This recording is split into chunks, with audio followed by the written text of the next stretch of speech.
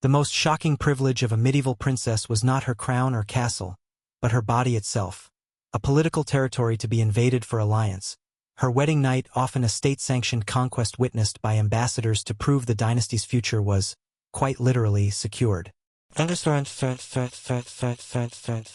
Hello and welcome. Before you close your eyes and get cozy, make sure to subscribe and like the video, and let me get you to sleep flawlessly. Chapter 1. The Gilded Cage. An Introduction. Let us begin not with a fanfare, but with a sigh. Let us begin in a chamber, high in a stone tower. The air is cool, smelling of damp stone and the faint, sweet scent of rushes strewn on the floor. From the narrow window, a sliver of gray sky is visible, and beyond the castle walls, a patchwork of fields and forests stretches to the horizon. A kingdom. This is your inheritance, and yet you will never truly own a single acre of it. You are a medieval princess, and from the moment of your first cry, your life is not your own. It is a document to be drafted, a treaty to be sealed, a piece on a vast and relentless chessboard. Your value is immense, but it is a value measured solely in political weight, in strategic advantage, in the promise your body holds for sealing an alliance or producing an heir. The cage is, of course, gilded. You will be dressed in the finest silks and wools, dyed with colors so precious they are reserved for royalty. You will wear gold and pearls and jewels that catch the candlelight. You will live within walls hung with tapestries. You will eat from silver plates, and you will be attended by servants whose lives are dedicated to your physical comfort. You will hear the minstrels sing songs of courtly love and distant, romantic adventures. But these are not signs of freedom. They are the precise, ornate bars of your enclosure. The silks are your uniform, the jewels are the insignia of your office, and the songs are a fantasy that has nothing to do with the meticulous, unsentimental business of your existence.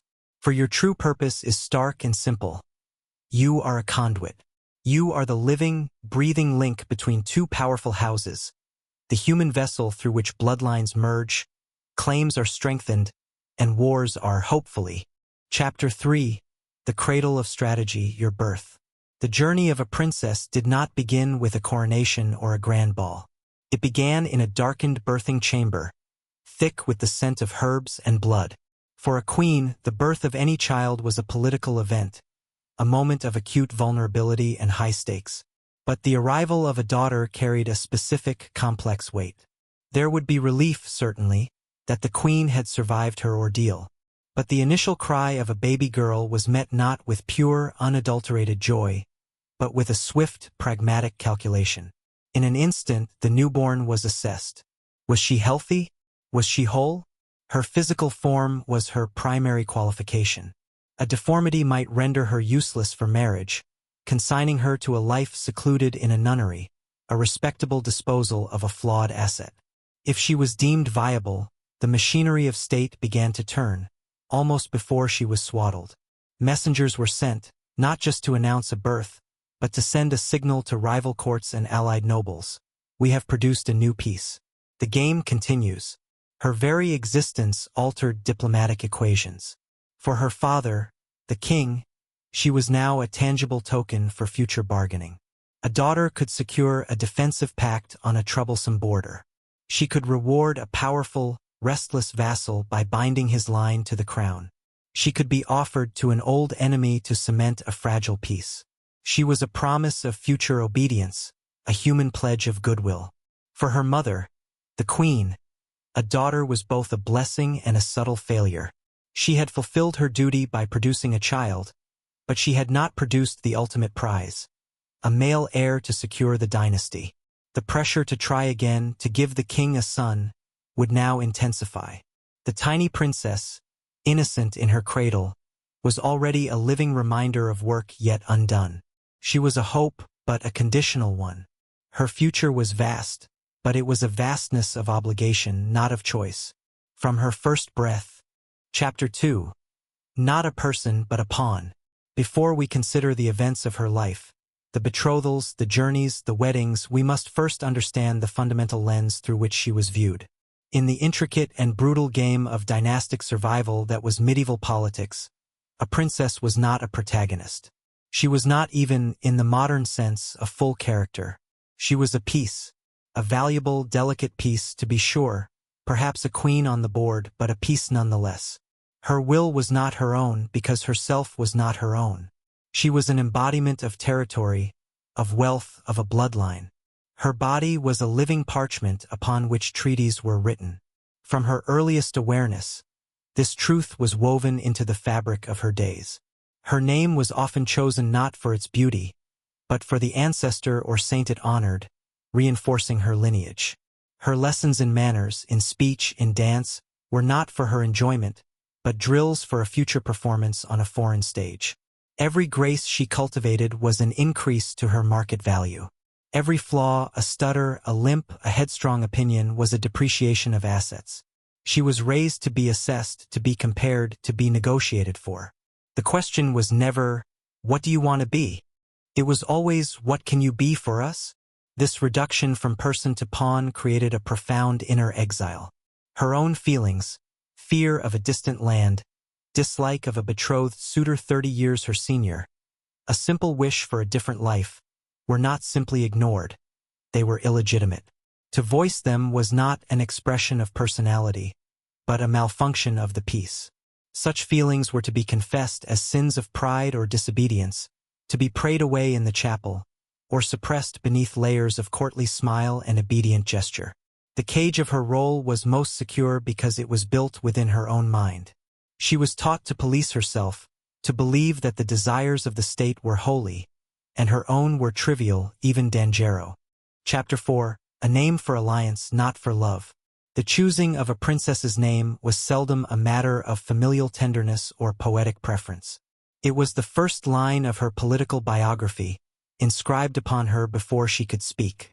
This was not an empty ceremony, but a deliberate act of statecraft, a signal flashed to the watching courts of Europe.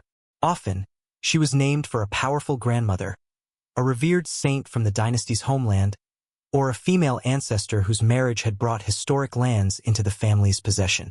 The name Eleanor, for instance, echoed the formidable Eleanor of Aquitaine, carrying with it the whisper of vast territories and a legacy of formidable political influence.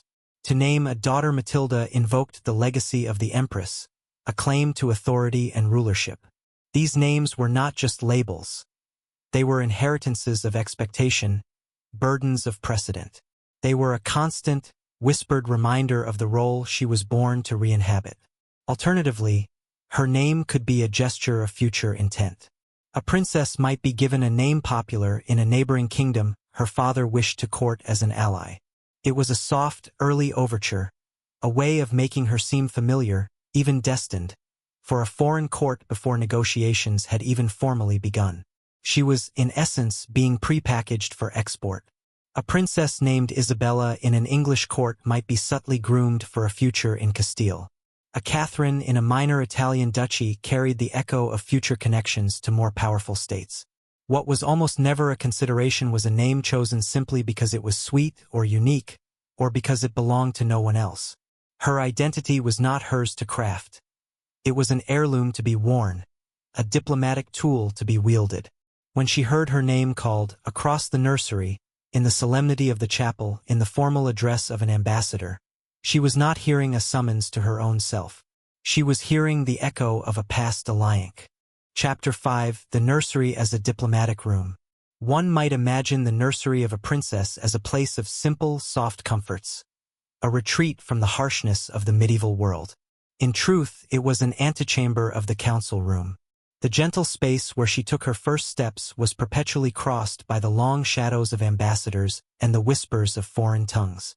Her earliest companions were carefully selected. The children of powerful barons or allied foreign nobles were often placed alongside her, not merely as playmates, but as living bonds, their childhood friendship intended to mature into adult loyalty. These relationships were the first threads in the web of allegiance she would be expected to maintain and leverage in the future. A quarrel over a wooden doll could have diplomatic repercussions. A childhood affection was a future political connection to be catalogued and remembered. The gifts that arrived for her were never just toys. A beautifully carved horse from a German duke, an intricate doll from a French countess, a bolt of exquisite silk from an Italian merchant republic. Each was a message. They were gestures of goodwill, probes of interest, opening bids in a long negotiation for her future. Her nurses and first tutors, often high-born women themselves, were not just caregivers. They were observers and informants, noting her temperament, her health, her aptitudes, all of which were data points in her evolving political dossier. Even her illnesses were matters of state. A simple childhood fever could delay a proposed betrothal or cause a rival suitor to reconsider her viability. Her recovery would be announced in official dispatches.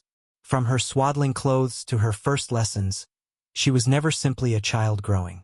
She was a sovereign asset appreciating or depreciating, in a gilded crib that sat at the very center of a silent, watchful court. The rattle in her hand was, in its own way, a scepter, and her nursery was the first throne room. Chapter 6. Learning Your Place. Early Education. A princess's education was a meticulous process of shaping raw material into a functional instrument of state. It was less about enlightenment and more about encoding. From the moment she could comprehend instruction, her days were structured to erase individuality and install utility. The goal was not to cultivate a curious mind, but to produce a predictable, agreeable, and politically advantageous woman. Her first and most paramount subject was piety. Hours were spent in the castle chapel or private oratory, learning the liturgies, the psalms, the complex calendar of saints' days and feast days. This was not solely for the salvation of her soul, though that was the stated purpose, but to ensure her public image was one of impeccable, unassailable virtue. Piety was the bedrock of her reputation, the shield against slander. A pious princess was a controllable princess, one who understood submission to a higher authority, a lesson easily transferred to her earthly father and future husband. Next came the feminine arts, chief among them needlework. This was not a hobby. It was a mandatory, silent labor. She would spend countless hours embroidering altar cloths, vestments, and tapestries. This served multiple purposes. It demonstrated her industriousness and refinement. It filled the long, empty hours of confinement with a productive task, and it schooled her in patience, stillness, and silent endurance. The intricate, repetitive motions were a physical meditation on her own expected role, to embellish, to support, to remain in one place, creating beauty for others from a fixed point. She would be taught to sing, to play a stringed instrument like the lute or harp, and to dance. These were social graces, necessary for her future role as the ornament of a court. But they were also performances of her lineage's cultivation. Her voice, her movements, were extensions of her father's power and wealth. Even her leisure was. Chapter 7. The Languages of Others, Not Your Own. The mastery of language for a princess was a poignant paradox. Her education would demand she become conversant, even fluent, in tongues not her own, while offering little reward for the nuances of her native speech.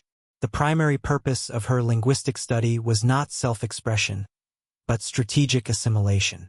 She was being prepared for a life of translation, of navigating a world where her innermost thoughts would forever be housed in a second, or even a third language. The languages chosen for her study were never random. If her father's gaze was fixed across the Channel, French or Anglo-Norman would dominate her lessons. If eyes were turned toward the Iberian kingdoms or the Holy Roman Empire, then Castilian or a form of German would be drilled into her. Her tutor, often a cleric or a scholar from the target region, would teach her not just grammar and vocabulary, but the courtly phrases, the proper forms of address, the subtle idioms of diplomacy and piety. She was learning the verbal map of her future prison. This relentless focus on foreign tongues often came at the expense of her own. She might read and write in the scholarly Latin of the church or the fashionable French of the courts, but her own regional dialect, the language of the kitchens and the stables, the songs of the country people outside the castle walls, remained a distant, unpolished sound. It was the language of childhood, of unguarded moments, and as such it was a part of herself she was systematically encouraged to outgrow. The result was a profound linguistic loneliness. In her future home, she would speak a language in which she had learned statecraft and piety, but never whispered a secret to a friend or cried out in a nightmare. Her native tongue would become a ghost language, echoing with memories she could no longer properly articulate, a private self locked away in a shrinking room of her mind. She would become a diplomat in a Chapter 9, Your First Betrothal. At age 6. The formal proposal would have been a dry document, dense with legalistic language concerning dowries, titles, and contingencies. But its impact was simple and absolute. It meant your childhood, such as it was, had just been given an expiration date. You were now a promised object, a future event on a diplomatic calendar. The boy prince or the foreign lord on the other side of the contract was an abstract concept. A name, a title, perhaps a small, stiff portrait. He was not a person, he was a destination. From that day forward, your education would subtly shift. If you were not already learning it, your tutor would now emphasize the language of your future husband's lands with renewed urgency. Your needlework might incorporate his family's heraldic beasts alongside your own. Even your prayers could be redirected, adding petitions for the health and fortune of a stranger's dynasty.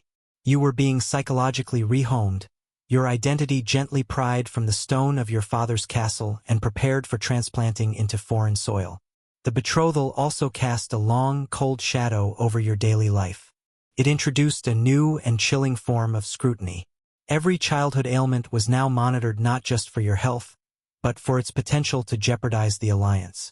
A persistent cough, a bout of fever. These were no longer merely illnesses. They were diplomatic incidents in miniature, causing whispers and exchanged glances among the courtiers. Your value was now tethered to a contract, and your body was the collateral. You lived with the unspoken understanding that you were on loan, your ultimate possession already assigned to another, waiting only for your body to grow old enough to be delivered. Chapter 8, Needlework as a Political Statement. The image of a princess bent over her embroidery frame is one of serene, domestic tranquility.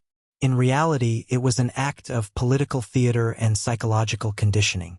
The needle in her hand was not a tool of creativity, but an instrument of discipline. Each stitch was a silent lesson in her own expected destiny. The subjects of her needlework were never of her own choosing. She would embroider coats of arms, the interlocking heraldry of her own family and, tellingly, the arms of the family she was promised to. Her hands would physically weave together the symbols of two dynasties, practicing the union she herself was to enact. She might work on devotional pieces, scenes of the Annunciation, where a woman submits to a divine destiny, or of patient saints enduring torment. The images were a constant, subliminal curriculum in obedience, piety, and passive acceptance of a fate ordained by a higher power. The sheer, mind-numbing hours spent on this task were its own form of training. It cultivated a capacity for silent, prolonged endurance. It schooled her in focusing her entire being on a small, repetitive, and ultimately decorative action. A perfect metaphor for her life's purpose. Frustration, anger, boredom. These natural feelings had to be suppressed, smoothed away like a wrinkle in the linen. A knotted thread or a flawed stitch was not just a mistake. It was a failure of composure, to be picked out and corrected without complaint. Furthermore, the fruits of her labor were never hers to keep. An altar frontal she spent a year embroidering would be donated to a church, a public testament to her piety and her family's wealth. A finely worked tapestry would adorn the walls of a castle hall, a silent, beautiful declaration of the quality of the woman produced by this court.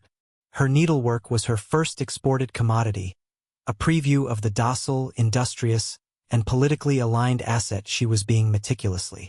Chapter 10. The Map on Your Bedroom Wall. In the chamber of a princess, a map was rarely a tool for dreaming of adventure. It was a diagram of her fate. Often painted or embroidered on a tapestry, it hung not as decoration, but as a silent, daily instruction.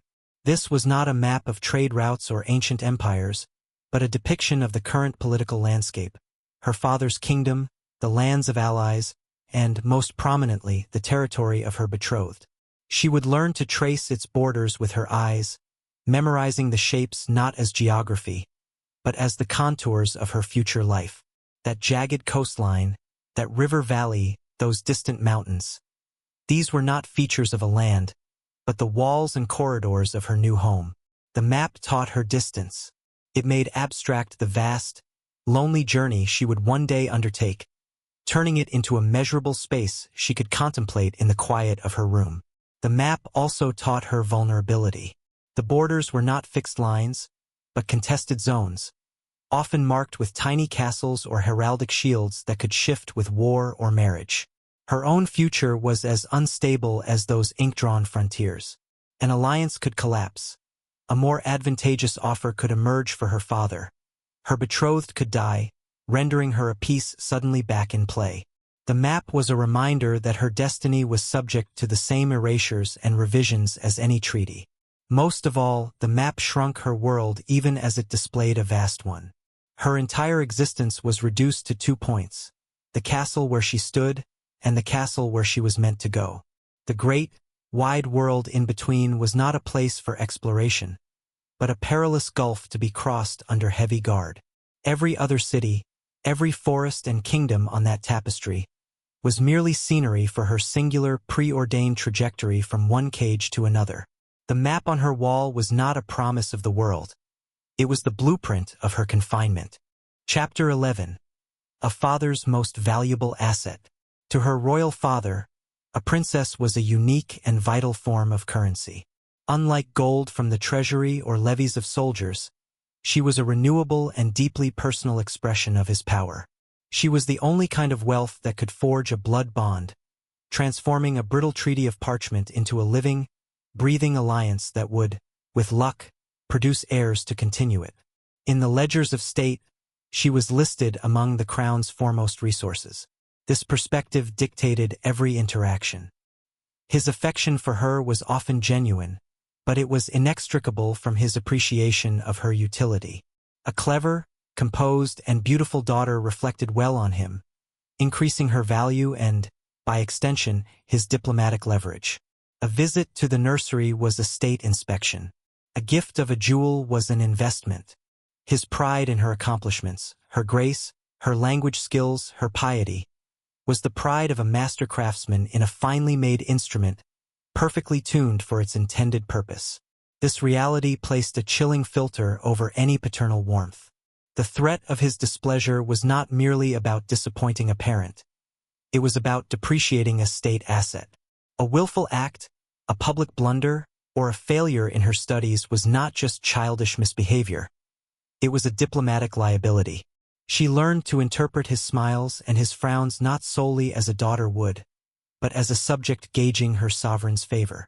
Her love for him was complicated by the certain knowledge that his love for her was conditional upon her continued worth in the marital marketplace. He was both her protector and her auctioneer, a duality that turned every familial moment into a subtle, unspoken transaction. Chapter 12. The news from a faraway court. Information traveled slowly, carried by dust-covered riders and merchant caravans. For a princess, bound to a distant fate, news from the court of her betrothed was not mere gossip. It was intelligence vital to her survival. The arrival of a messenger from that foreign land would cause a palpable shift in the atmosphere around her. Conversations would hush, her ladies would exchange glances, her tutors would grow quietly attentive. The news could be mundane: reports of a successful harvest, the building of a new chapel, the holding of a tournament. Yet even these ordinary details were studied like portents. They built a sketchy, second-hand portrait of the world she was destined for, its wealth, its piety, its customs. She would collect these fragments, trying to assemble a mental image of a home she had never seen. But the news could be catastrophic. Word of a plague sweeping the region, of a rebellion among the barons, of her future father-in-law falling gravely ill. Each event would send a tremor through her own life. Her value was tied to the stability of that distant throne. Turmoil there could delay her marriage indefinitely, or worse, cancel it entirely, leaving her in a limbo of wasted preparation. The most dreaded news was of the death of her betrothed himself. In an instant, the entire architecture of her future would collapse. She would become a widow who had never been a wife, a piece abruptly removed from the board, her purpose suddenly void. The news from afar was a periodic tug on the invisible chain that already bound her, a reminder that her fate was being written by strangers, in a language of events she could neither read nor influence. Chapter 13. Preparing for a stranger. As the probable date of her marriage drew nearer, the princess's preparation shifted from general education to specific, targeted training. It was no longer about becoming a refined noblewoman, but about molding herself into the ideal consort for a particular man in a particular land. Every aspect of her being was now curated for an audience of one, a stranger. Her wardrobe began a slow transformation. The styles and colors of her homeland were gradually supplemented, then replaced by the fashions of her future court. Fabrics were ordered from his domains. Seamstresses studied the cut of gowns from his capital. She was being dressed as a subject of his kingdom even before she crossed its border. Her body made a canvas for his culture. Her religious instruction intensified, focusing on the specific saints revered in his dynasty, the particular devotional practices of his house. She learned the lineages of his ancestors, the names of his key vassals, the history of his land's conflicts and triumphs.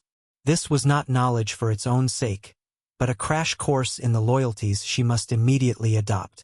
She was to arrive not as a foreigner, but as a convert, her mind reprogrammed with a new set of allegiances. Perhaps the most surreal preparation was the coaching on his personal habits and reputed preferences, gleaned from ambassadors and spies. Was he pious and severe? She must practice a more solemn demeanor. Was he fond of music and poetry? Her lessons in the lute and recitation would be doubled. She was rehearsing for a lifelong performance where the lead actor was an unknown quantity, sculpting a personality designed to fit the vague outline of a man she had never met, hoping her guess at his desires would be correct. Chapter 14. The Trousseau of State. The preparation of a princess's trousseau was an undertaking of profound political and economic significance, a tangible export of her homeland's wealth and prestige that would accompany her into exile. It was not a simple collection of personal belongings. It was a carefully curated arsenal for her new life, each item serving a strategic purpose far beyond the domestic. The packing of her chests and coffers was as deliberate as the moving of troops on a map, and the process could take years. The most visible component was, of course, the wardrobe. Dozens upon dozens of gowns were commissioned, not merely for beauty, but for statement. They were fashioned from the most opulent fabrics her kingdom could produce or import. Heavy velvets from Italy, shimmering silks from the East, fine linens from the Low Countries. The dyes were of the deepest, most expensive hues: crimson from Kermes, violet from Murex, a deep blue from lapis lazuli. Each gown was a walking advertisement for the economic might and sophisticated taste of her father's court. Her body would become a mobile display of his treasury. Beyond court dress, there were garments for every conceivable occasion. Hunting outfits, riding habits, morning clothes in the deepest black wool, and an inordinate number of shifts, chemises, and stockings, all embroidered with her new or combined monograms. This was practical, but also symbolic. Even her most intimate garments would bear the mark of her transferred allegiance. Then came the jewels. These were not merely personal ornaments but a significant portion of her dowry, a form of liquid capital she could wear. Elaborate necklaces, gem-encrusted girdles, brooches, rings, and coronets were packed with meticulous inventory lists. These pieces served multiple functions. They dazzled her new court, establishing her status instantly. They could be pawned in times of crisis to raise funds for her household or even for her husband's wars. Chapter 16. Arrival at a foreign castle. The journey ended not with welcome, but with assessment. The first sight of her new husband's castle, a dark silhouette against the sky, larger or smaller, grander or grimier than she had imagined, would settle in her stomach like a cold stone. As the procession wound its way up the steep track to the gates, she was no longer a traveling princess, but a specimen being delivered for inspection. The drawbridge lowered not as an invitation, but as the opening of a maw. Her arrival was a meticulously staged piece of theater. The entire court would be arrayed in the courtyard or the great hall, a sea of unfamiliar faces wearing expressions of keen, impersonal curiosity. They were not there to greet her, but to evaluate their lord's new acquisition. Every detail was scrutinized. Her posture as she dismounted, the richness of her travel-worn clothes, her face glimpsed beneath the veil. Did she look healthy? Was she comely? Did she carry herself with the requisite dignity? Or was there a telltale tremor of fear? The whispers began instantly, in a language that still sounded harsh and guttural to her ears. Then came the formal presentations. She was led before her husband-to-be. This was often the first true look she got of the man who owned her future. He might be old, young, handsome, disfigured, kind-eyed, or cold. It was a lottery where she had already drawn her ticket. Her curtsy had to be perfect, a calculated blend of deference and noble birth. She would be introduced to a dizzying array of his relatives. Stern parents, jealous siblings, calculating aunts. Each name was a potential ally or a future enemy. Each face a mask she must learn to read quickly for survival. Finally, she was shown to her chambers. These rooms, often prepared with items from her trousseau, were her new domain. They were likely the most comfortable space she would know, yet they felt profoundly alien. The view from the window was of a foreign skyline. Chapter 15. The long, uncertain journey. The journey to her new life was not a voyage of discovery, but a perilous, drawn-out transaction.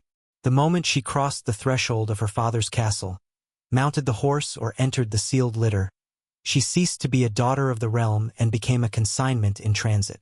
Her person was now the most precious cargo in a long, vulnerable train that snaked its way across mountains, through forests, and over rivers. The procession was a spectacle of power and vulnerability. At its heart was the princess, often veiled and enclosed, shielded from the gaze of common folk yet put on relentless display. She was surrounded by her household, ladies-in-waiting clinging to the last fragments of familiar companionship, priests to uphold the spiritual decorum of the move, knights of her father's choosing whose duty was to deliver her intact to her new lord.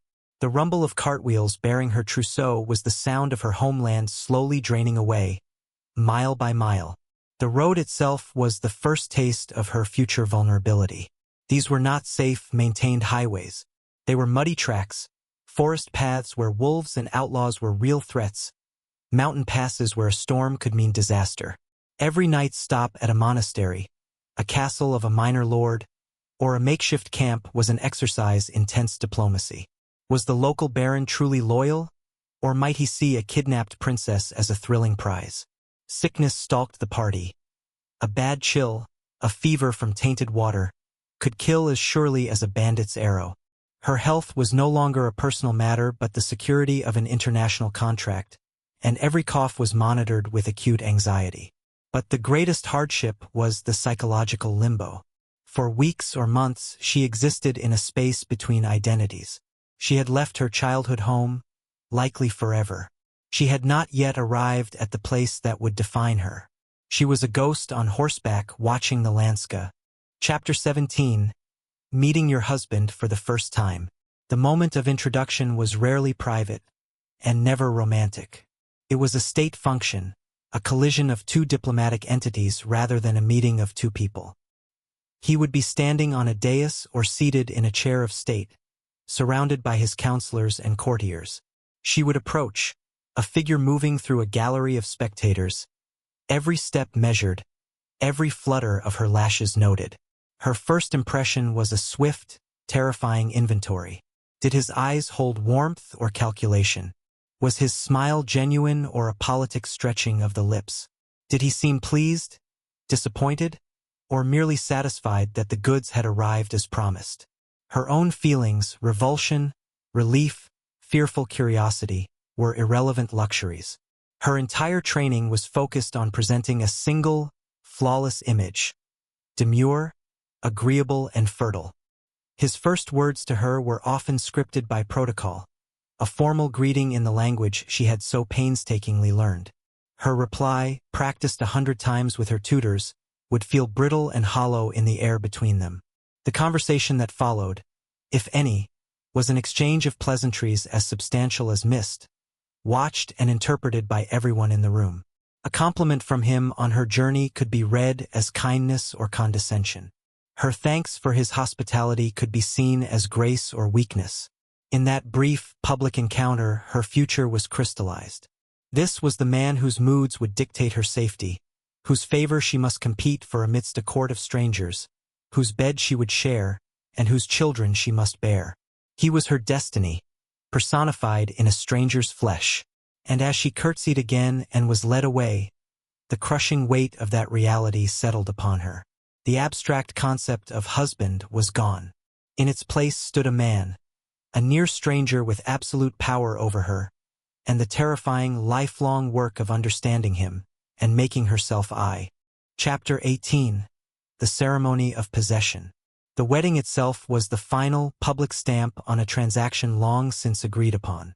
It was less a celebration of union than a ritual of transfer, a solemn liturgy where she was the central, silent relic. The cathedral or great chapel would be packed with the nobility of his realm, their gaze less on the altar than on her, the foreign element being irrevocably woven into their political tapestry. Every element of the ceremony reinforced her change of state.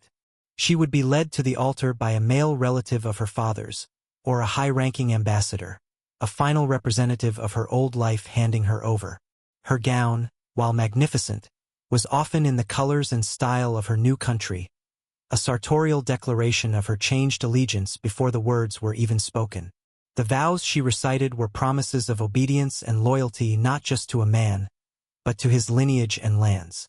She pledged her body, her faith, and her future children to a cause that was not her own by birth. The pivotal moment was the exchange of consents. Her "I will" was not a statement of desire, but the necessary verbal key to unlock the treaty. It was the final, irrevocable assent to a contract signed years before by others. Then came the placing of the ring, a cold circle of gold, a miniature manacle slipped onto her finger, symbolizing her eternal bond and his perpetual claim.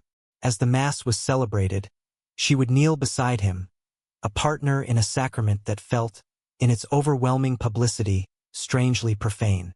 The incense, the chant of the choir, the distant voice of the bishop, all swirled around the simple, brutal truth being enacted. She was being consecrated as property. The blessing asked of God was not for her happiness, but for the fruitfulness of the union and the stability it would bring to the realm. When the ceremony ended, and they turned to face the congregation as man and wife, the applause that echoed through the stone vault's wall. Chapter 19. A Wedding Night with Witnesses. The wedding feast was a blur of noise, spectacle, and forced ceremony, but its true purpose was as a prelude. The culmination of the day, the final act that sealed the treaty beyond any legal or religious recourse, was the bedding ceremony. This was not a private moment of intimacy, but a public ritual of verification, the state's guarantee that its new asset was both viable and properly claimed. After the feasting and dancing, a procession would form. Led by the highest-ranking ladies and lords of the court, the newlywed couple was escorted, amidst raucous jokes and suggestive songs, to the bridal chamber. This was not a gentle ushering, but a boisterous, often crude parade, a collective assertion of the court's right to witness the genesis of its future. The chamber itself would have been prepared, the great bed draped with the finest linens from her trousseau, herbs scattered for sweetness, perhaps a goblet of wine placed nearby. Then came the most invasive part. The bride would be undressed by her new ladies-in-waiting, strangers tasked with disrobing her, their hands removing the layers of magnificent fabric to reveal the human collateral beneath.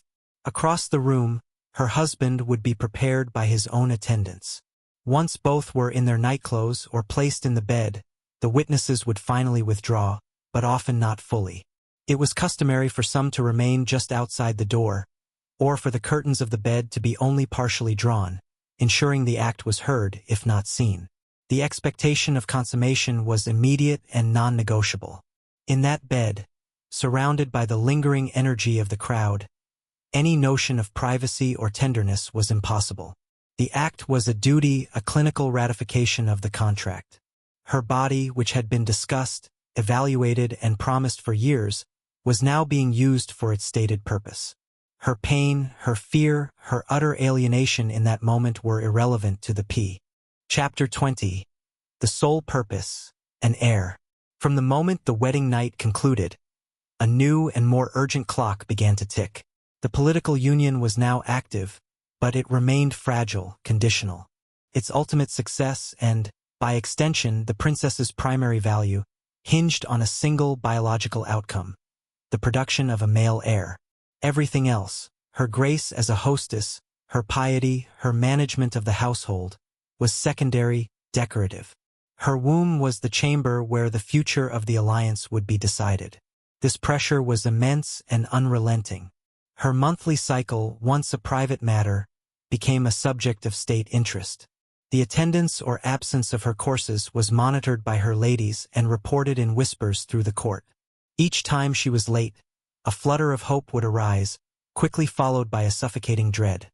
Hope for the security a child would bring her, dread of the peril and pain of childbirth, and the terror that the child might be a girl, a mere prelude to the required son. Her husband's visits to her bed were no longer, if they ever were, about companionship or affection. They were agricultural, a necessary sowing of the royal field. Her own feelings during these encounters were beside the point. Her role was to be fertile ground. The court physicians would prescribe diets, potions, and regimens to promote conception, tonics of bitter herbs, amulets of dubious efficacy, prayers to specific saints of fertility. Her body was a project to be managed by committee, its inner workings discussed in chambers far from her own. With this singular focus, her identity contracted further. She was no longer just a princess, a wife, a foreigner. She was, above all, a potential vessel. Every meal she ate, every ride she took, every emotion she felt was judged by its potential impact on her ability to conceive and carry a healthy prince. Her value, which had been high at the altar, now fluctuated with her biology, until she delivered a son. Chapter 21. The anxiety of an empty cradle. The passing months after the wedding were a silent, creeping torture. With each cycle that arrived with grim regularity, a small, private funeral was held for a hope that had barely dared to form. The empty cradle, perhaps already carved and waiting in an antechamber, became a taunting symbol. It was not a promise, but an accusation. This anxiety was not hers alone to bear. It was a public weight. The court's courteous mask began to show cracks. Well-meaning but clumsy comments from older ladies. "It will happen soon, dear, you must be patient," felt like judgments. The sympathetic smiles from her husband's kin could not hide the calculation in their eyes.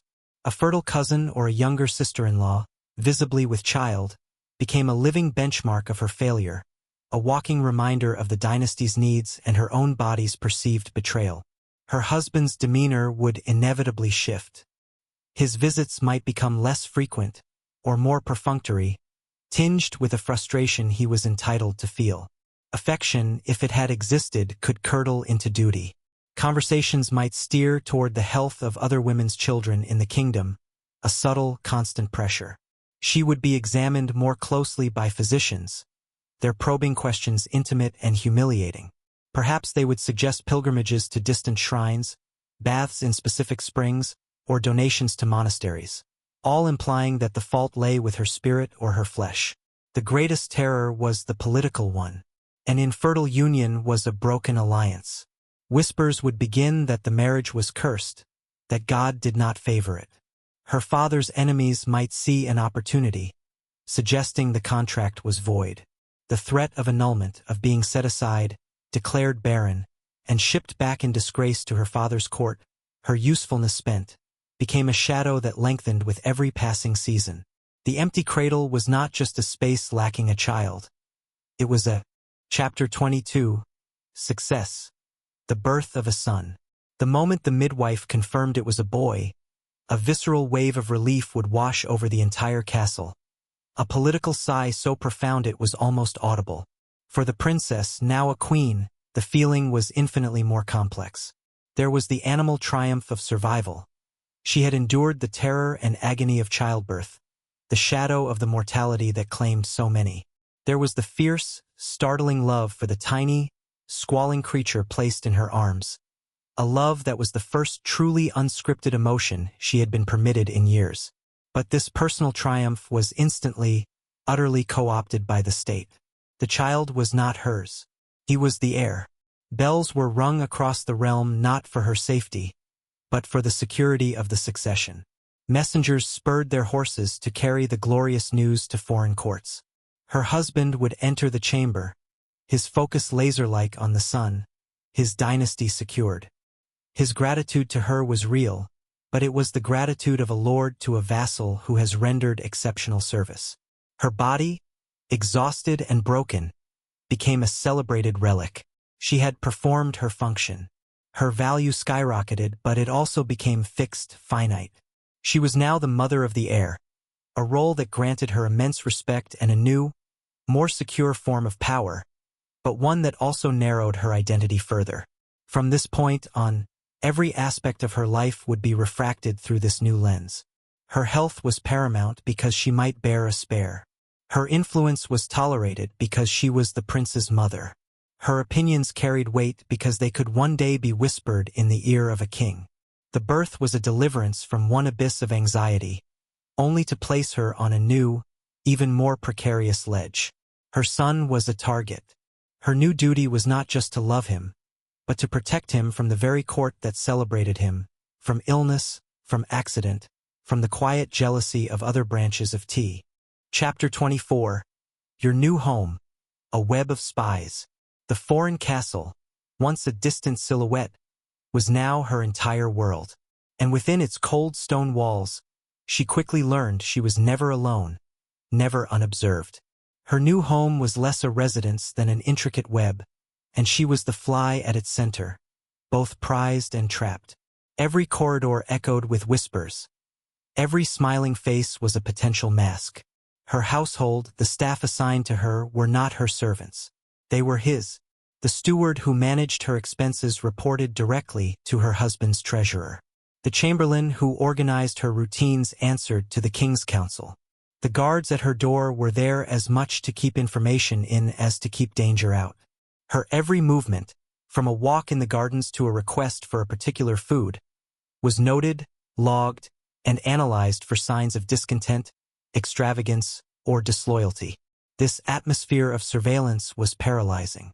A complaint about the cold in her rooms could be interpreted as criticism of her husband's provisioning. A fondness for a wine from her homeland could be seen as clinging to her past allegiances, a political flaw.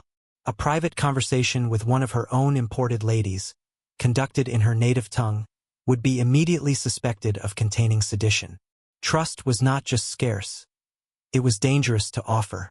To confide in someone was to hand them a weapon. The greatest spies were often the most intimate, her ladies-in-waiting. Selected by her husband's family, they were companions, attendants, and jailers.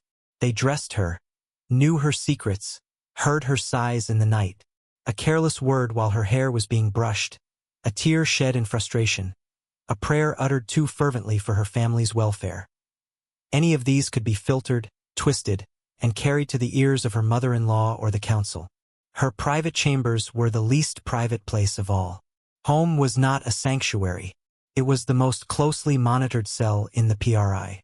Chapter 23. Failure. The blame and the shame. If the child was a girl, the silence in the chamber was of a different quality. It was not the hushed awe of success, but the stagnant quiet of a hope deferred. Congratulations would be offered, but they were thin, perfunctory, acknowledgments of a birth, not a triumph. The princess would see the fleeting disappointment in her husband's eyes before he mastered it. A wound more precise than any blade. A daughter was a promise, a potential link for a future alliance, but she was not the cure for the kingdom's most fundamental anxiety. A secure, male succession. The blame, whether spoken or hanging thick in the air, settled upon her. Medieval medicine and theology placed the determination of a child's sex squarely on the woman. It was her body that had formed the child, her humors that had failed to produce the vital heat necessary to create a son. The failure was hers alone. The whispers began immediately, dissecting her pregnancy. Had she eaten the wrong foods? Had she been too sedentary or too active? Had her thoughts been impure? Perhaps God was punishing her for some hidden sin, or judging the union itself. This failure recalibrated her position entirely. Her value depreciated. The urgency to conceive again was immediate, but now tainted with a sense of her unreliability. Pressure mounted from all sides. Her household might be infiltrated by new, more fertile ladies suggested by her mother-in-law. Her husband might take a mistress openly, a tacit announcement that he was seeking alternative avenues to secure his line. The threat of being set aside, while she had given birth to a living child, became a real and terrifying political calculus. A king with only a daughter might be persuaded that a new, younger wife could still grant him a son. The shame was a garment she could not remove, colored every interaction. When she appeared in public with her infant daughter, the praise for the child was always tinged why. Chapter 25. The servants who report on you. In her world of velvet and vaulted ceilings, the servants were the gears of the machine and the eyes of the state. They moved through the chambers with quiet efficiency, their presence so constant it became part of the scenery. But to the princess, they were a gallery of unknown loyalties. The maid who swept the rushes, the page who carried messages, the cook who prepared her meals. Each was a potential conduit of information back to the powers that held her. The hierarchy of service was also a hierarchy of intelligence. Lower servants reported to higher ones, who distilled the gossip and observations for the stewards and chamberlains. A laundress might note the state of her sheets, offering clues to her health or marital relations. A groom could report on her demeanor during a ride. Was she cheerful, pensive? Did she try to venture too far? The servant who lit the fires in the morning saw what was left on her writing desk from the night before. This created a chilling paradox. The people tasked with her bodily comfort were also the agents of her political discomfort. A kind gesture from her, a gift of a ribbon or a coin, could be misinterpreted as an attempt to bribe or build a faction. Aloofness, on the other hand, could be reported as pride or dissatisfaction. There was no correct way to behave, only varying degrees of risk. She learned to school her reactions in front of them, to maintain a placid, neutral mask whether receiving good news or bad. Her most private moments, moments of grief, of anger, of simple weariness, had to be reserved for the dead of night, buried in her pillow, if they could be expressed at all. The servants were the bars of her cage, crafted from human faces and whispered reports.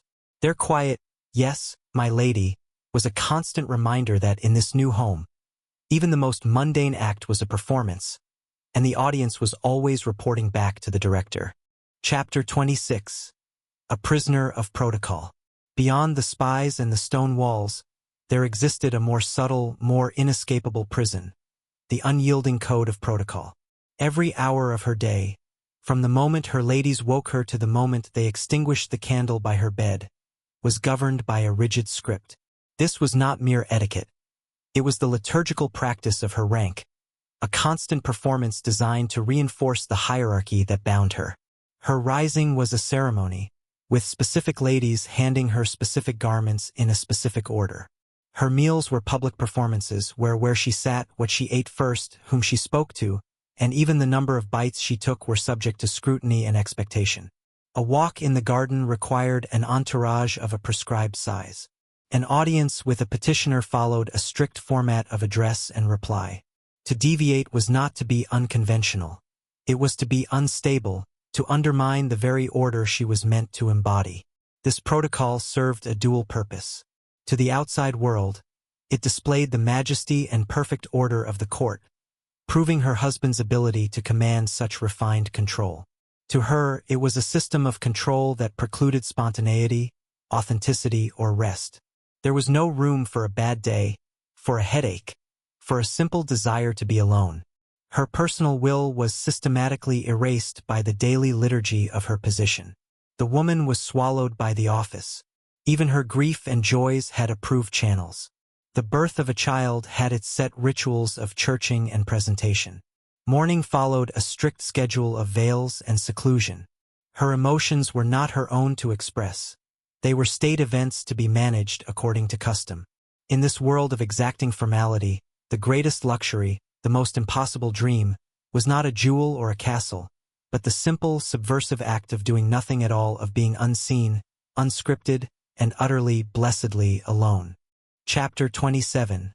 The constant performance of piety. In a world where her every action was political, piety was the most essential and exhausting performance of all. It was not a private solace, but a public armor.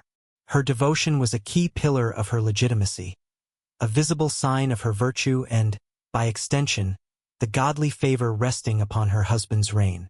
From dawn to dusk, her life was punctuated by the calls to prayer, and her presence was required at each one. Her day began with Mass, where her seat, her posture, and the fervency of her responses were noted. She would be expected to fund and visit religious houses, to kiss relics, to go on pilgrimage when possible, each act a public spectacle of humility and wealth. Her private oratory was less a sanctuary than a stage where she was observed by her ladies and chaplains, her chosen devotional texts scrutinized for their orthodoxy. This relentless display served a crucial political function. It neutralized suspicion. A deeply pious woman was less likely to be accused of witchcraft, infidelity, or political ambition, the classic charges used to discredit inconvenient queens. It built a reservoir of goodwill with the powerful church. It presented her as predictable, controllable, and aligned with the moral order that kept her husband in power. But for the princess, this could drain faith of its personal meaning. The rituals became rote, the prayers recited by rote, the gestures empty of feeling. The connection to the divine, which might have been a genuine comfort, risked becoming just another courtly duty, another mask to wear. Her piety was a cage within the cage, a prescribed path to grace that left no room for spiritual doubt, exploration, or a personal, unmediated cry to God. She performed salvation for an audience of courtiers, while her own soul languished in a solitude that even prayer could not reach. Chapter 29. The dull rhythm of devotions. The liturgical calendar did not merely mark time. It consumed it. The year was not a journey through seasons, but a relentless loop of obligatory piety. For the princess, this rhythm was the metronome of her existence. A series of holy days, fasts, feasts, and penitential seasons that structured the emptiness of her days into a seemingly purposeful pattern. Advent brought a solemn hush and abstinence, a time of waiting that mirrored her own perpetual state of anticipation. Christmas offered a brief, dazzling spectacle of court ritual and religious drama, but her role was that of a pious spectator, a living part of the tableau. Lent was an ordeal of public austerity, where her plain dress and restricted diet were on display as evidence of her humility. Each feast of a major saint required attendance at lengthy, often bone-chillingly cold cathedral services, where the scent of incense and candle wax did little to warm the stone underfoot. The daily offices, matins, lauds, prime, terce, sext, nun, vespers, compline, punctuated the day like a celestial timepiece. Even if she did not attend each one in the chapel, her household would observe them, and her own private prayers were expected to align with this sacred schedule. This constant call to prayer was not an invitation to contemplation, but a summons to performance. It fractured any possibility of sustained, personal thought or leisure. A moment of quiet reading or embroidery could be interrupted by the bells calling her back to her knees. This dull, holy rhythm served a profound psychological purpose for the state. It prevented idleness, which was considered the mother of vice and, more pertinently, of conspiracy. It constantly reaffirmed the divine sanction of the social order she inhabited, and it wore down individuality through repetition. The same psalms, the same responses, the same genuflections, day after day, year after year, until her own voice in prayer began. Chapter 28. Letters home, censored and read. The frail parchment of a letter was the only bridge across the vast, uncrossable distance to her homeland. In theory, it was a lifeline, a thread of self in a tapestry woven by others. In practice, it was a perilous gauntlet, every word a potential betrayal. The act of writing home was an exercise in high-wire diplomacy, conducted in the full knowledge that her words would be scrutinized by multiple hostile readers before they ever reached her family's eyes. The process began with the physical act. Her chaplain or a trusted scribe might pen the words she dictated, but even this intimate servant was first loyal to her husband's court. If she wrote in her own hand, the very ink and paper were provisions from the household, their use logged and noted. The content was a minefield. Expressions of profound loneliness or discontent could be seized upon as evidence of her disloyalty to her new country, or worse, used by her father's enemies to claim the alliance was failing. Complaints about her husband or his family were tantamount to treason. Conversely, overly effusive praise for her new life could be read back in her father's court as a rejection of her birthright, an ingratitude for the blood and treasure spent on her upbringing and trousseau. She had to walk a razor's edge, assuring her family of her health and safety without revealing any vulnerability that could be exploited, expressing a tempered affection for her new situation without seeming to have forgotten the old. The true danger lay in politics. Any mention of court factions, military preparations, the health of the king, or tensions with neighboring lords was forbidden. Yet her family would hunger for precisely this intelligence. To omit it entirely might make her letters seem empty and suspiciously void of value. She became adept at the art of the coded message, the significant omission, the seemingly innocent detail that could convey volumes to a reader who. Chapter 30. Feasts you could not enjoy. The great hall during a feast was a symphony of sensory overload. The roar of conversation, the clatter of dishes, the staccato bursts of laughter from the lower tables, the rich smells of roasted meats and spiced wine. It was the pinnacle of medieval courtly display, a testament to the host's wealth and power. For the princess, seated in a place of high honor beside her husband, it was not a celebration, but the most grueling of state functions. Her presence was mandatory, her posture a study in regal endurance. The magnificent food laid before her, peacocks redressed in their feathers, swans glazed with gold leaf, subtleties of sculpted sugar, was not for her sustenance, but for her image. Every bite was a public act. She had to eat delicately, sparingly, and with perfect manners, all while engaging in a continuous stream of polite, anodyne conversation with the nobles seated nearby. To eat heartily was gluttonous. To eat too little was an insult to the host's generosity. The feast was a political arena.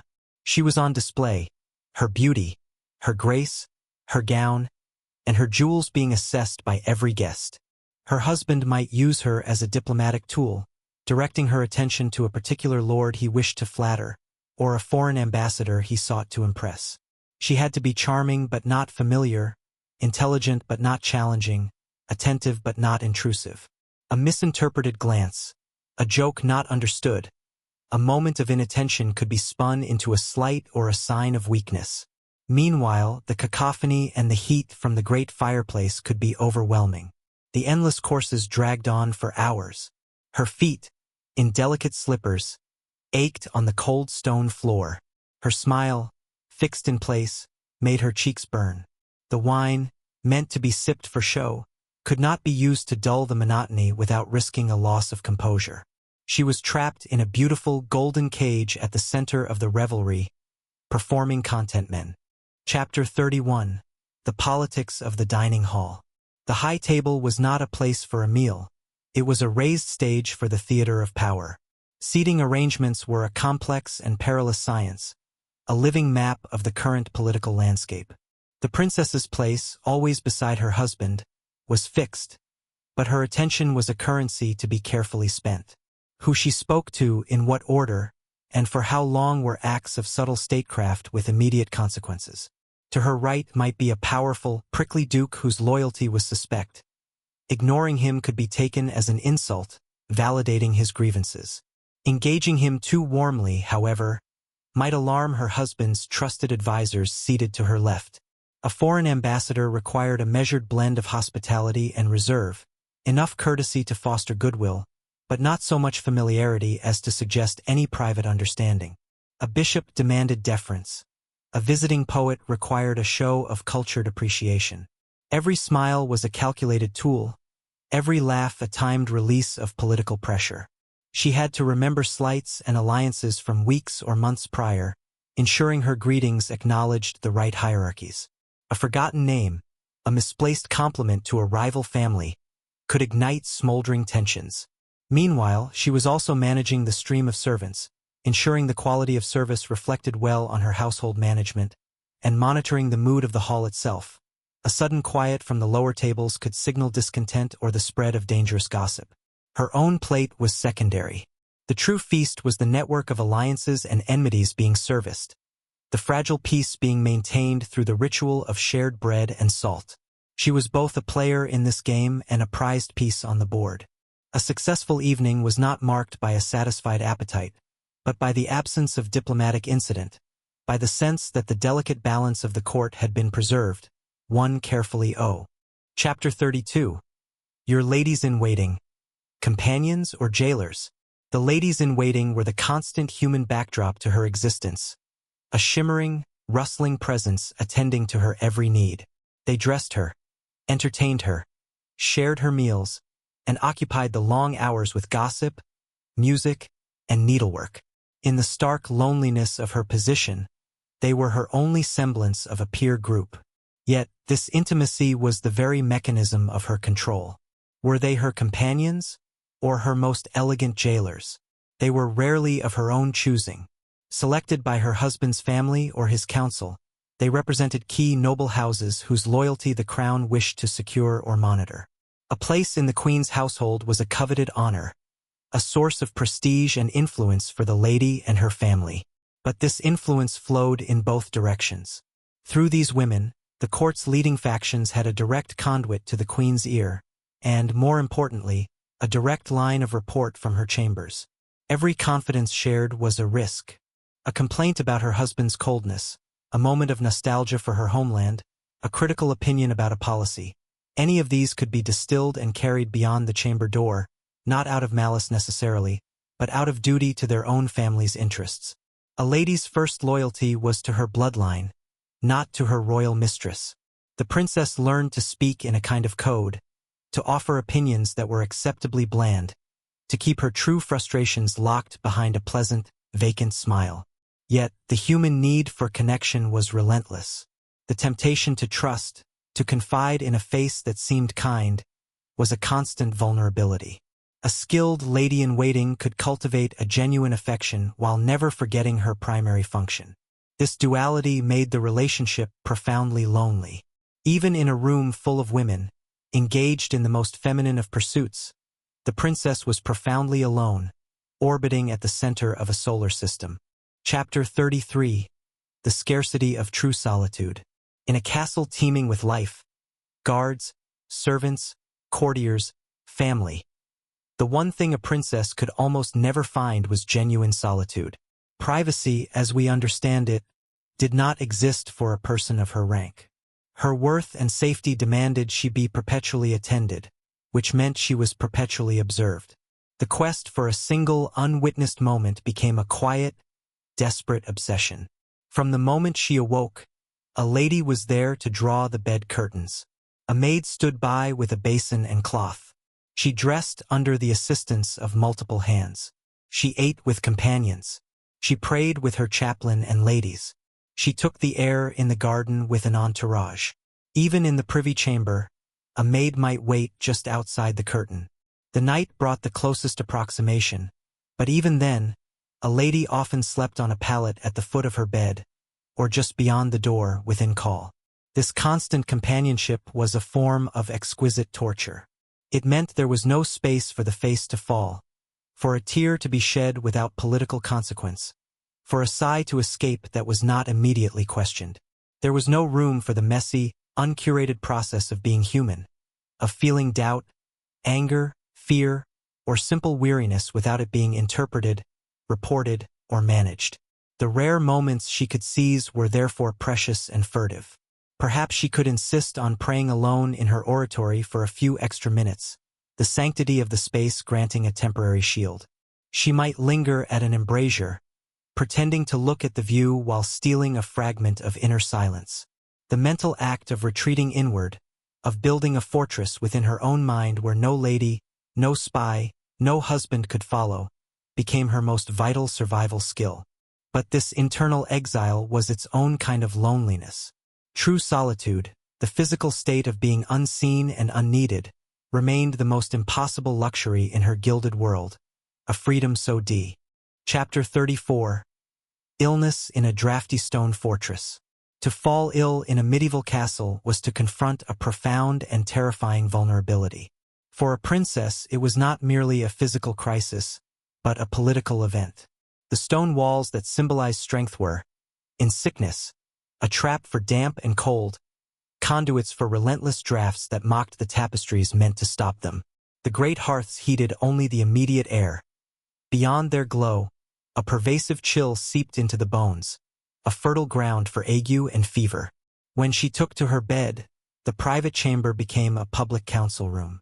Physicians, their knowledge a fragile alloy of ancient Galenic theory and folk remedy, would be summoned. Their diagnoses were guesses phrased as certainties. An imbalance of humors, a malign influence, the wrath of a saint. Treatments were often worse than the disease. Bleeding to restore balance, purgatives to clear the system, poultices of dubious herbs that stung the skin.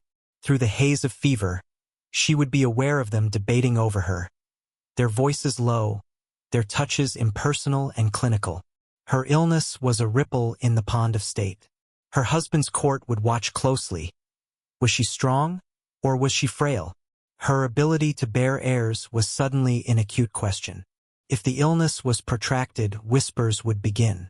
Had she been poisoned by a rival faction? Was God punishing her for some hidden sin? Her ladies maintained their watch, but their expressions now held a new calculation, speculating on the future of a household that might soon lack its mistress. Convalescence was its own trial. The expectation to resume her public duties would press upon her long before her strength returned. A lingering pallor, a recurrent cough would be noted as weaknesses. In a world where her body was not her own, sickness was the ultimate betrayal from within, a stark reminder that even her flesh could become a traitor, undermining the political edifice it was meant to supper. Chapter 35.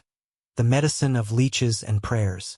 When illness struck, the princess entered a realm where her body ceased to be a dynastic vessel and became a battlefield for competing theories of the universe. Her treatment was a surreal amalgam of scholarship, superstition, and solemn ritual, all administered with an authority that brooked no dissent. The court physicians, men of learned Latin and dignified beards, would first consult the stars and her humors. Her symptoms were not merely signs of disease, but evidence of cosmic imbalance. A fever was an excess of choler, or perhaps a surfeit of blood. The cure was as logical as it was brutal: restoration of balance through removal. Leeches would be applied to siphon the excess blood. Cupping glasses, heated to create a vacuum, would be placed on her skin to draw corrupted humors to the surface. If the illness was in the stomach, a potent purgative or emetic would be administered. A violent evacuation meant to cleanse the system. The treatments were agonizing, weakening her further even as they were meant to heal. Parallel to this physical onslaught ran the spiritual campaign. Her chaplain and ladies would intensify their prayers. Relics, a sliver of the true cross, a bone of a martyred saint, might be brought to her chamber and laid upon her body. Special masses would be commissioned. Her suffering was framed not just as a physical ailment, but as a trial of faith, a purification. To endure the physician's torments with patience was a sign of Christian fortitude. To complain was a spiritual failing. Caught between the leech and the liturgy, the princess had no autonomy. Her consent was irrelevant. Her body was a passive landscape upon which these battles were fought. The experience was one of profound helplessness, a physical and spiritual violation performed for her own good. Recovery, if it came, would be attributed to the skill of the physicians and the efficacy of the prayers, reinforcing the power structure. Chapter 37. The Regency, Power with Peril. Should her husband not return, or should her son inherit as a minor, the princess could find herself thrust into the role of regent. This was the closest she would ever come to wielding the substance of power, not just its shadow. It was a position of immense, terrifying authority, and it was the most dangerous period of her life. Suddenly, the council that had offered condescending advice now had to execute her orders. She would sign charters, approve expenditures, command garrisons, and receive ambassadors in her own right. For a woman systematically trained in passivity and obedience, This inversion could be as dizzying as it was daunting. The intellectual capacity was often there, sharpened by years of observation, but the habit of command had to be learned under the fiercest scrutiny. For every courtier who bowed, another seethed. Male relatives of her husband, uncles, cousins, younger brothers, viewed her rule as an unnatural aberration, a temporary impediment to their own claim to power. They would form factions, question her decisions at every turn, and seek to undermine her authority by highlighting any mistake, real or imagined, as proof of female incapacity for rule. Her every action was parsed. Was she showing undue favor to her native country? Was she too harsh or too lenient? Was she preparing to marry again and hand the kingdom to a new foreign lord? Her power was entirely contingent and would last only as long as her son remained a child. This knowledge cast a desperate urgency over her regency. She had to rule effectively enough to keep the kingdom stable, but also ruthlessly enough to neutralize rivals who might otherwise kill or usurp her child.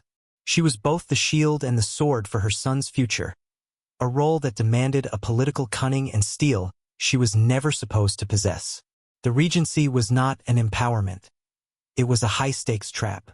To succeed was to prepare for her own obsolescence. Chapter 36. When your husband goes to war. His departure was not a private farewell, but a public spectacle. The castle would erupt in a controlled frenzy of preparation.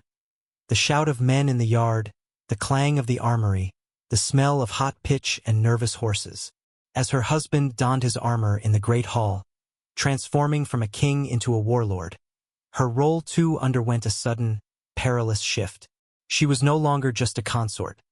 She was the designated keeper of the flame, a regent in all but the most empowered sense, left holding the symbol of power while its substance rode away.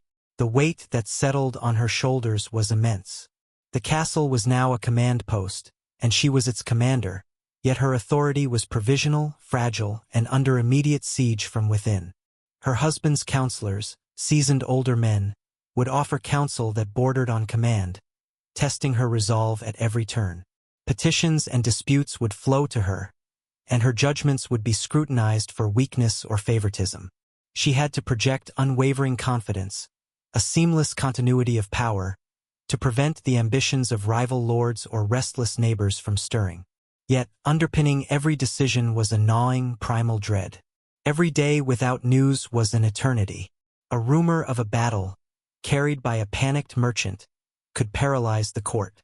The arrival of a mud-spattered rider would stop her heart until his message was delivered. The fear was not only for her husband's life, but for her own fate. If he fell, her position would evaporate in an instant. She might become a prize for the victor, a pawn to be captured anew, or be pushed aside by her husband's male heir or a grasping relative. Her security was hitched to his survival. She lived in a state of suspended animation, managing a kingdom while her own future hung in the balance on some distant, bloody field. The castle, emptied of its master, felt both oppressively full of responsibility and hauntingly empty. Chapter 38. The ever-present threat of annulment. The marriage that had seemed so unbreakable at the altar was, in fact, a conditional contract. The threat of annulment was a slow poison in the cup of her security, a legal sword of Damocles that could fall at any moment, for reasons that often had nothing to do with her as a person. An annulment was not a divorce. It was a declaration that the marriage had never been valid in the eyes of God and the law, erasing it as if it had never happened. For a princess, it was social and political obliteration. The grounds were myriad and often cynically applied. Pre-contract was a common claim, the assertion that one party had already been promised to another before the marriage. Consanguinity, meaning the couple were too closely related, was a favorite. With royal bloodlines so interwoven, a sufficiently motivated canon lawyer could almost always find a shared ancestor within the prohibited degrees, if the political will existed. Non-consummation was another potent charge, one that placed the blame and shame squarely upon her, whether true or not. The threat was most potent when she failed in her primary duty. A failure to produce an heir, or to produce a male heir, could prompt her husband or his family to seek an annulment to make way for a new, hopefully more fertile wife. If her father's kingdom fell from power or became a liability, she might be discarded to free her husband for a more advantageous alliance. The annulment process was humiliating and public, involving ecclesiastical courts where the most intimate details of her life and body were debated by strangers. To live under this threat was to inhabit a state of perpetual probation. No achievement of hers, a successful hosting, a pious foundation, even the birth of a daughter, could fully secure her position. Her tenure as wife was contingent on utility, politics, and the whims of men more powerful than she. The marriage bed could become, at any moment, the site of. Chapter 39. The Dread of Being Set Aside. Beyond the formal, legal threat of annulment lay a more insidious, gray territory. The quiet, crushing reality of being set aside. This was not a legal erasure, but a social and personal one.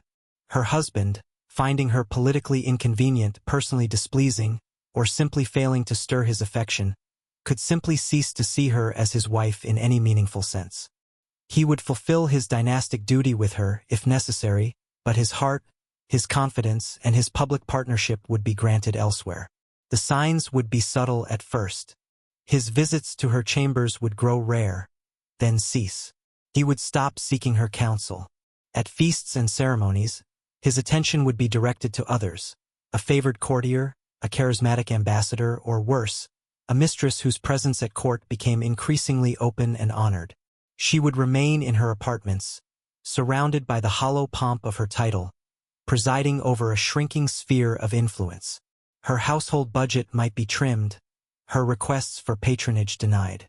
She became a portrait on the wall, recognized, respected in name, but utterly irrelevant to the living, breathing business of the court.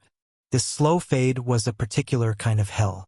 There was no dramatic battle, no scandal to fight against. It was death by 1,000 neglects. Her ladies, sensing the shift in the wind, might become less attentive, their loyalties drifting toward the new centers of power.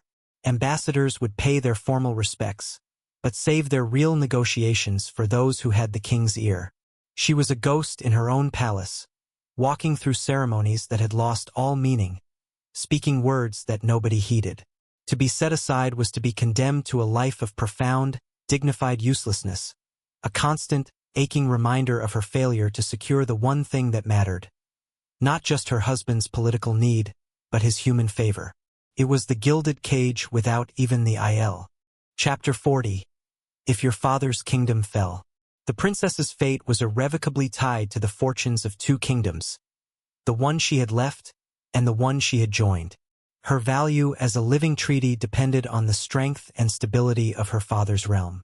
If that realm should falter, if her father was deposed, his line extinguished in war, or his lands conquered, the ground beneath her feet would vanish. Overnight, her primary source of leverage and protection would dissolve. Her status in her husband's court would transform with brutal speed. From a prized emblem of a powerful alliance, she would become a political liability, a walking reminder of a failed state and a worthless pact. The dowry she had brought, once a source of wealth, would be seen as a final, depleted extraction from a corpse. Her relatives, if any survived, might arrive as penniless refugees, seeking sanctuary and further draining her diminished credit. The court's attitude would shift from respect to pity, and from pity to contempt. Factions that had opposed the marriage would feel vindicated. Whispers would suggest she brought bad luck, or that God had judged her lineage unfit. Her husband, facing a new political landscape, would have to recalculate her worth. The alliance she represented was now not just dead, but a potential source of contamination. Would harboring her anger the conquerors of her homeland? Would she become a focal point for loyalist plots, making his court a target? She could find herself in an impossible limbo, too high-born to be ignored, too tainted by failure to be embraced. Her children might be her only shield, their claim to the throne now filtered through her fallen blood. She would cling to them, even as others at court might whisper that their lineage was flawed. Her father's kingdom was more than a homeland. It was her foundational worth. Its fall was not just a distant tragedy, but the collapse of the very platform upon which her identity and security stood. Chapter 42. sent back, or sent to a nunnery. When a princess ceased to be an asset, through widowhood without a strong son, through annulment, through political disgrace, the mechanisms of state had two primary and equally final solutions for her disposal. Both were forms of dignified oblivion. The first was to be sent back, returned to her father's court like faulty goods. This was a profound humiliation for all parties. For her father, it was a public admission that the alliance had failed and his daughter was worthless. For her, it was a homecoming in disgrace. The home she remembered was gone. She returned as a stranger, a living testament to failure, occupying an awkward, shadowy space in her brother's or nephew's household. She was a financial burden and a diplomatic embarrassment, a reminder of a treaty that had come to nothing. Her life would be one of quiet, penitential retirement, her ambitions and training now utterly useless. The second and more common fate was the cloister. Being offered to God was the standard medieval solution for noblewomen who had no other earthly purpose. It was not a calling but a disposal. A generous dowry would be paid to a convent, and she would take the veil. The nunnery provided a socially acceptable retirement home. It preserved her chastity and dignity, removed her from the political chessboard, and ensured she spent her remaining days in prayer for the souls of the family that had deposited her there. For the princess, this could be a crushing end or a strange kind of peace. After a life of relentless performance and surveillance, the regulated silence of the cloister, the fixed rhythms of the divine office, and the absence of political intrigue could be a relief. Yet, it was also the ultimate confirmation of her obsolescence. The world of power, for which she had been so meticulously crafted, had finished with her. Her elaborate education in statecraft, languages, and courtly manners was irrelevant amidst the Saul. Chapter 41. The Fate of a Political Widow. The death of her husband, the king, was a cataclysm that shattered the world she had painstakingly built. The mourning bells were also alarm bells. Overnight, her position underwent a radical and perilous transformation. She was no longer the queen consort, the king's wife and helpmeet. She was now the queen dowager, a title that spoke of past relevance, a vessel that had served its purpose. Her power, which had flowed through him, was now cut off at the source. If she had a son who was of age, her political life was effectively over. She would be expected to retire gracefully to a dower property, a castle or manor specified for her use, living out her days on a pension. She might be treated with respect, even affection, but she would be gently and firmly pushed to the margins of power to make way for the new king and, inevitably, his new queen. The court that had been her stage would become a foreign country. If her son was a minor, she might face a desperate fight for the regency, as outlined before, against her husband's male relatives. But even if she won, it was a temporary, fiercely contested power. Worse was the fate if she had produced only daughters, or if her sons had predeceased their father. In these cases, she was utterly vulnerable. The crown would pass to a male relative of her husband, a brother, a nephew, a cousin. This new king owed her nothing. She was a relic of the previous administration, a drain on the treasury, and a potential rallying point for any who might be disloyal to the new regime. She could be stripped of her income, confined to a remote convent, or pressured into a rapid, politically convenient remarriage to remove her from the board entirely. Widowhood did not grant freedom. It exposed her precariousness. The protection of marriage was gone, revealing the stark truth that her position had always been borrowed, never owned. She was left with the hollow trappings of her former glory. Navig. Chapter 43. The Ghost of a Previous Wife. In many castles, a new princess did not enter a void. She moved into spaces still haunted by the ghost of her predecessor, the previous wife, whether dead, annulled, or set aside. This unseen woman was a constant, subtle presence, a benchmark against which she was measured, and a cautionary tale she was meant to study. She would inhabit the dead queen's chambers, perhaps even sleep in her bed. She would wear jewels that had once adorned another neck. The household staff, from the stern steward to the lowliest scullion, had served another mistress first. Their loyalties had been forged in a different reign, and their every yes my lady held a silent comparison. The late queen always preferred was a phrase she might learn to dread, a reminder that she was an replacement, not an originator. The ghost was also a political lesson. Why had the previous marriage ended? If the wife had died in childbirth, it was a grim foreshadowing of the fate that might await her. If she had been annulled for barrenness, it was a chilling reminder of the stakes. If she had been set aside for a political misstep or falling from favor, her story became a map of pitfalls to avoid. The new princess would learn these details through whispers and veiled anecdotes, piecing together the fate of the woman who had walked this path before her. Most hauntingly, there might be children, living reminders of her husband's life before her. Stepson and stepdaughters, their loyalties, and those of their maternal relatives, naturally inclined toward the ghost, not the newcomer. She had to mother them, or at least manage them, while knowing she was an intruder in their story, a successor to the mother they had lost. The ghost of the previous wife was a pervasive shadow, teaching her that her position was never unique, never wholly hers. She was merely the current occupant of a role that others had filled and lost, a tenant in a house where the traces of the loss. Chapter 44. The Rare Love Match, a Historical Fluke. Amidst this chronicle of strategic misery, the rare love match stands out like a single, improbable wildflower on a barren plain. It happened, but so infrequently that when it did, it was recorded by chroniclers as a marvel, a divine accident in the machinery of state. For a princess to feel genuine affection for her husband, and for that affection to be reciprocated in a meaningful way, was to experience a form of freedom so radical it bordered on rebellion. Such a match did not negate the political reality. It simply blessed it with a profound personal grace. The public duties remained, the performances, the childbearing, the diplomacy. But in the private chambers, there could be laughter that was not forced, conversation that was not guarded, a touch that was not merely dynastic.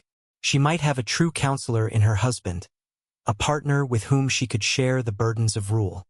Her opinions might be sought and valued not for their political astuteness alone, but for their wisdom. Yet, even this happy fate was fraught.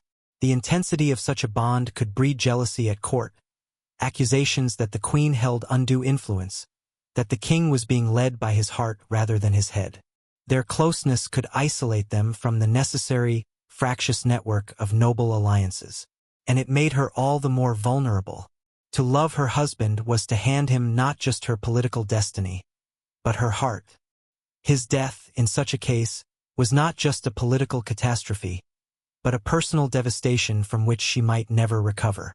The love match was the exception that proved the grueling rule. Its celebrated rarity in the historical record underscores the overwhelming norm, that love was an irrelevance, a happy accident so statistically insignificant as to be practically negligible in the calculation of a princess's life. For every one who found affection, 1,000 others knew only the cold calculus of all. Chapter 45.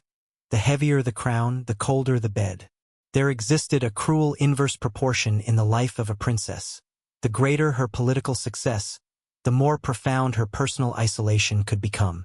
A king who saw in her a brilliant political partner, a deft manager of court, a fertile producer of heirs, might also see her as just that, a partner, a manager, a producer. The very competency that secured her position could erect a wall of respect so high it stifled any flicker of intimacy. He might admire her, rely on her, even trust her with the secrets of state. He would share his council table, his diplomatic burdens, his strategic fears. But the bedchamber remained a place of duty, not of connection. Affection was not required for political harmony. In fact, too much of it could be seen as a distraction, a softening of the royal will. A king consumed by the affairs of state, by war and treasury and the endless game of thrones, often had no emotional currency left to spend on a wife who was, in every other sense, a flawless component of his reign. She would lie beside a man who valued her mind, her lineage, her womb, but who had neither the inclination nor the energy to know her heart. His caresses, when they came, would be the efficient gestures of a farmer tending a field. His conversation would turn, even in private, to matters of state. The warmth of human companionship was sacrificed on the altar of shared power. She became a sovereign unto herself in a lonely, internal kingdom, ruling a realm of quiet desperation from a throne placed squarely in the cold, vast space between them in the royal bed. The crown they shared weighed heavily on both their brows, but its weight pressed them apart, not together. Chapter 46. The Myth of the Fairy Tale.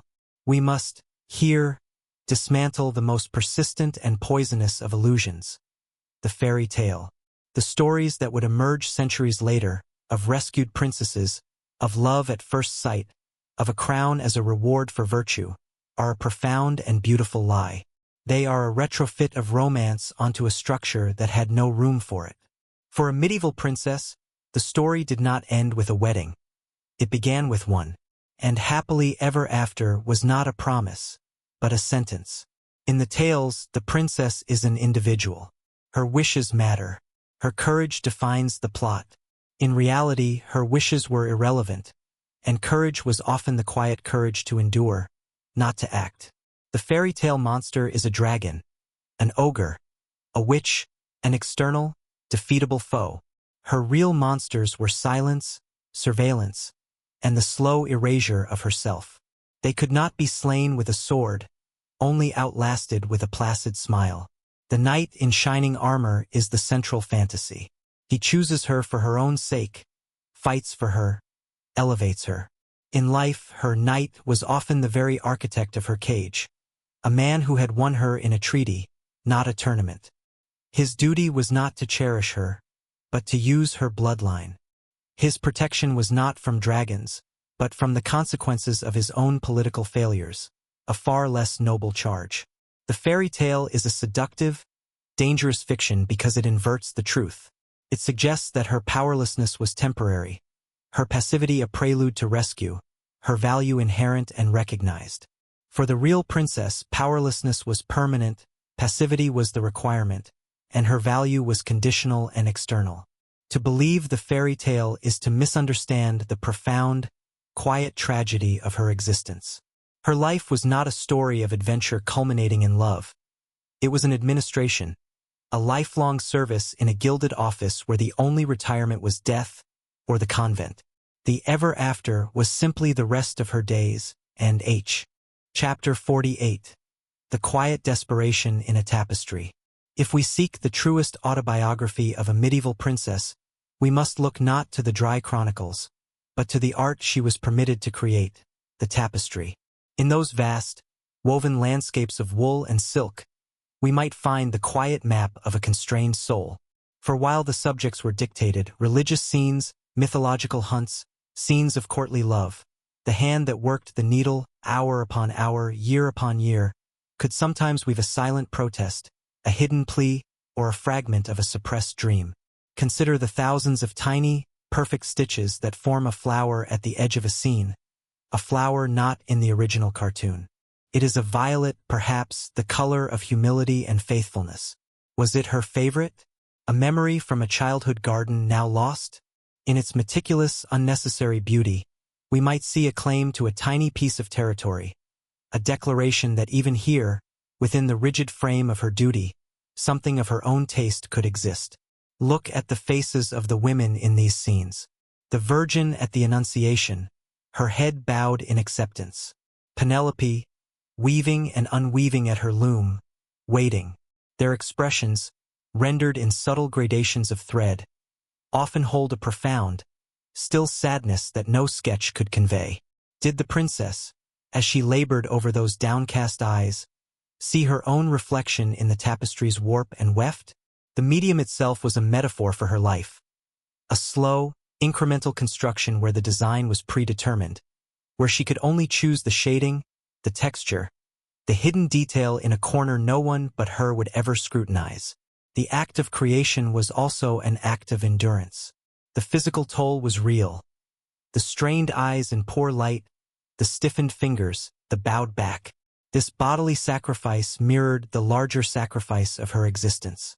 She poured her time, her eyesight, her very life force into an object that would adorn a wall, celebrating not her. Chapter 47. A life measured in treaties, not years. We mark our lives by birthdays, by seasons, by personal milestones. Her life was measured by a different calendar. Its significant dates were not the day of her birth, but the day of her betrothal. Not the first time she rode a horse, but the day she was exchanged for a promise of military aid. Her personal timeline was a diplomatic almanac. Her childhood ended not with a celebration, but with the signing of a marriage contract. Her adolescence was a countdown to a departure date. Her womanhood was inaugurated not by a private passage, but by a public bedding ceremony. Her successes were tallied in signed alliances following a birth, or peaceful years attributable to her union.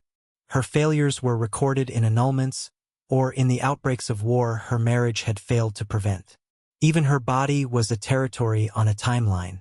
The maturation of her figure was assessed for its readiness for marriage and childbirth. Her fertile years were a finite resource to be strategically expended. Her aging was not a natural process, but a depreciation of political capital. When her childbearing years waned, a new phase of her treaty life might begin. The phase of being a dowager, a widow, a retired asset, her value now based on the children she had produced and the connections she still nominally embodied. At the end, her death would be noted less for the loss of a person, and more for the closing of a chapter in dynastic history. Chroniclers would record her parentage, her marriage, her offspring, and her burial place, the essential data points of the treaty she had been. The moments in between, her private joys, her unspoken fears, the color of the sky on an afternoon she found peaceful. These left no mark on the parchment. Her life was a ledger, its entries all in the service of a balance of power that would outlive her. A story written not in the ink of experience, but in the cold, formal script of statecraft. Chapter 49. The Legacy You Never Owned. Her legacy, should she be fortunate enough to leave one, was a paradox. It was everything, and it was nothing she could claim.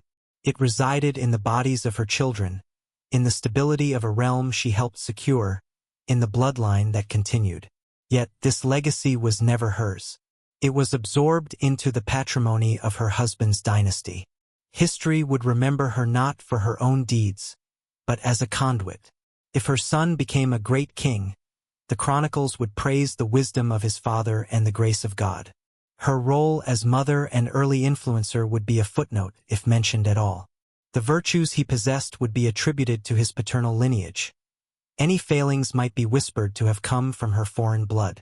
Her daughters, married off to secure new alliances, would carry her genetic material into other houses, where her name would be submerged within their father's more dominant history. Any tangible mark she left, a church she funded, an abbey she patronized, a hospital she founded, would bear her husband's name or their joint arms in the stonework. It was a donation from the royal house, not from her. Her generosity was an extension of his power and piety. Even in charity, she was an instrument of his reign.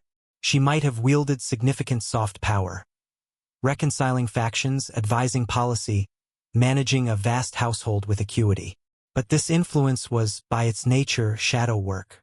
To be seen to seek credit was to be ambitious, a deadly sin in a queen. Her successes had to be carefully folded into his. Her counsel offered so discreetly it seemed to originate from his own wisdom. Thus, her life's work resulted in a legacy without a signature. She was the fertile soil from which a dynasty grew, but history would only name the tree.